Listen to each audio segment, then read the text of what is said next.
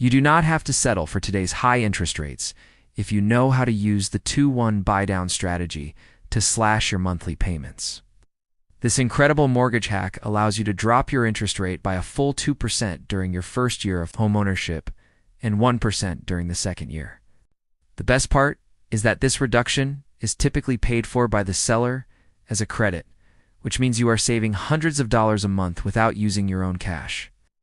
It provides a massive amount of breathing room in your budget while you are adjusting to the new costs of owning a home and buying furniture. If interest rates happen to drop during those first 2 years, you can simply refinance into a permanent low rate and keep the savings. If rates stay the same, your income has 2 full years to grow before your payment eventually settles into the original locked-in rate.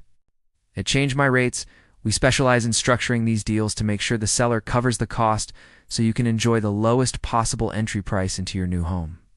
Visit changemyrates.com today so we can run the numbers and see exactly how much a 2-1 buy-down will save you on your dream house.